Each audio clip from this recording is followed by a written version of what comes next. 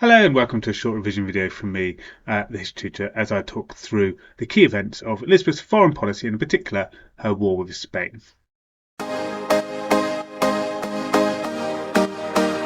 So, foreign policy in Elizabeth's time is really important. Think about all those domestic problems that interconnects with religion, for instance, and rebellions, and then also some of the wealth that's created in society through privateers and pirates emerging in this time, and how it leads to exploration and trade.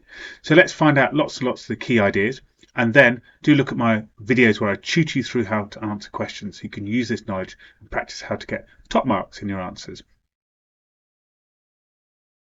Right, let's start our story of foreign policy and Spain with development of the British Navy and how the Navy was developing in this time. So Henry VIII had started to build a large English Navy, and he was worried about threats, particularly from France. And we might remember that his navy did suffer a bit of a disaster with the sinking of the Mary Rose. He put too many cannons and ships on it and it sank. So by the time of the Elizabeth's reign, the navy was a bit out of date. The last big improvement had been Henry VIII, and it wasn't really a match for the Spanish, who'd become the big power in the world. So John Hawkins set to work during his time and led the building of a new navy to be the largest and most powerful it had been for many years.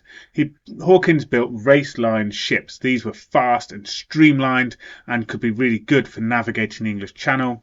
They had smaller naval cannons on them, better and easier to use in battle.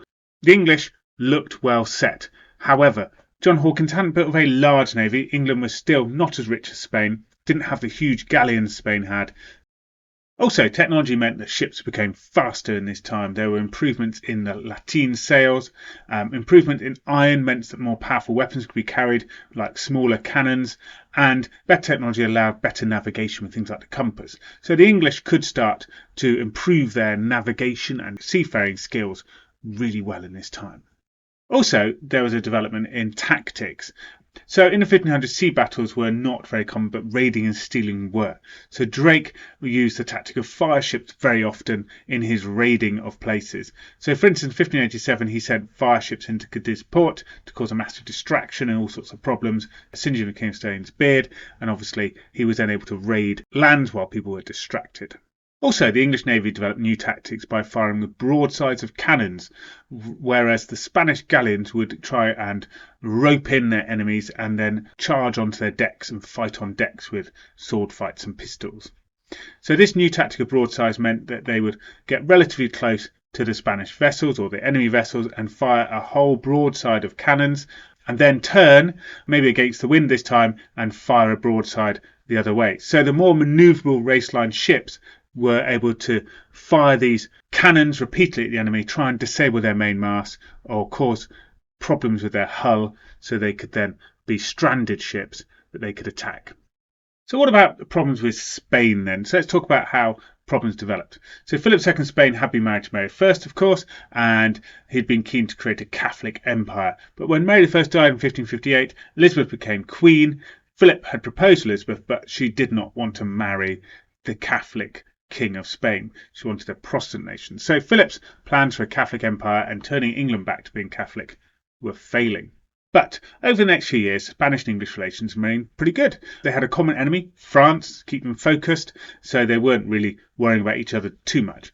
But as Elizabeth developed more and more Protestant reforms, and then Elizabeth started to help the Dutch against Spanish attacks, their relations worsened.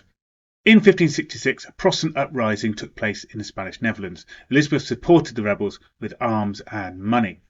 The Duke of Alba's success in putting down the rebels for the Spanish led to much English support for the Dutch. From 1572, Elizabeth allowed Dutch rebel ships to be safe in English ports. These were called sea beggars, and obviously the Spanish were not to come into these ports, so they were well protected. And by 1584, the leader of the Dutch rebels, William of Orange, was killed. And in 1585, due to the huge sympathy that was developing for the Dutch in England, Elizabeth sent 7,000 soldiers to help the Dutch, led by Lord Dudley, to help. England and Spain were now at war. Another cause, though, is to do with Spain's wealth and the American Empire. English pirates led by Francis Drake and Sir Walter Raleigh had been raiding Spanish galleons for maybe over a decade now, and Elizabeth supported this with the privateer licenses, and she expected a cut of the money. So there was basically state-sponsored robbery of the Spanish taking place. It was clearly a cause of war. Also, the execution of Mary Queen of Scots gave the King of Spain an excuse to invade England. It meant, via his marriage to Elizabeth's sister Mary, that Philip felt he had a claim to the throne of England. He organised an armada to invade in 1587. Of course, it's worth mentioning, that Philip thinks he's the protector of all Catholics, and Mary was a Catholic queen, so that gives a really good excuse for attacking as well. So what was the Spanish Armada plan? So Philip had a great armada of 151 ships organised with 7,000 sailors, and they intended to invade England. It's going to be under the leadership of Duke Medina Sidonia, and the fleet would sail in a crescent formation, not engaging in any battles with the English, just ignoring them. They would go to the Netherlands and pick up 34,000 soldiers that were busy fighting the Dutch over there. Then the fleet would sail literally up the River Thames and land their army in England and take London and win. That was the plan. What could go wrong? Why did the Spanish plan fail? Well, firstly, the singeing of King of Spain's beard had an impact. So in April 1587, Drake led an attack on the Spanish fleet that was being formed in Cadiz, ready for the Armada. They attacked the ships in the bay and sent in fire ships. They destroyed up to 30 of the vessels that were waiting there. This event delayed the Armada for about a year, and during this time the leader of the Armada, Santa Cruz, the experienced admiral, died and was replaced by Medina Sidonia, who was not an experienced admiral, but was a good land captain for fighting a land battle.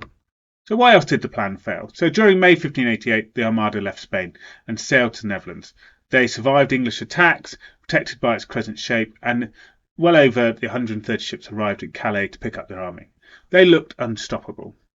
But, of course, on the 6th of August, as they were anchored at Calais waiting to pick up the soldiers from the Duke of Parma, it all went a bit wrong. The Duke of Parma soldiers did not arrive. There was a little bit of a communications problem. They were inland fixing dams, etc. So whilst they were waiting, the English sent in fire ships. And this led to Spanish captains panicking, cutting their anchors and fleeing. Therefore, the organised fleet was now in chaos. They were no longer in a crescent formation. This led to the Battle of Gravelines. The English navy battered the Spanish with cannons from 100 metres. The Spanish did not have sea cannons that were good for defending themselves. They had land cannons on their ships. They could fire them once or twice, but were very difficult to load. The Armada had to flee, had to go all the way around the United Kingdom to get home. And as they went round, they were battered by storms, crashed off Ireland, Scotland, etc., and looted. Only 65 of the 151 ships that left Spain returned. Elizabeth saw as proof of Protestantism being the correct religion. She said that God blew with his wind and they were scattered. It was a Protestant wind, she believed. After the Armada, there was greater unity in England and fewer Catholic problems after failure. So it showed that the Elizabeth Protestantism was a success. Catholic Mary Queen of Scots was dead. Catholic invasion had failed. We get more religious unity as a really important impact to consider. Sorry to interrupt your video there. Hello, I'm the History Tutor, and please allow me to tell you a little bit about the service I offer to help you with your GCSE history studies. So do take a look at my website, thehistorytutor.co.uk, and find out more about things like tutoring. I can do one-to-one tutoring or small group tutoring with you and your friends to help you achieve really great results in your history studies. Also, I have many revision guides to help you. They're packed full of videos like this one with revision notes and revision talk-throughs. Also, with revision cards, everything is organised into blocks that you can easily read through and write through and memorise. But most importantly, I have tutoring videos on there, 10 to 15 videos talking through how to answer the questions. You can find some of these videos for free on YouTube. Do take a look, watch through them, subscribe, that'd be great. But also you can find more in my revision guides. So do follow the links in the video information to my Amazon channel and also to my website. Well, I hope you found that useful. Do have a look through it a few times and revise your knowledge. Do look out for more videos. Don't forget to subscribe to my channel as well, and there'll be more videos out there to help your revision. All right, bye-bye for now.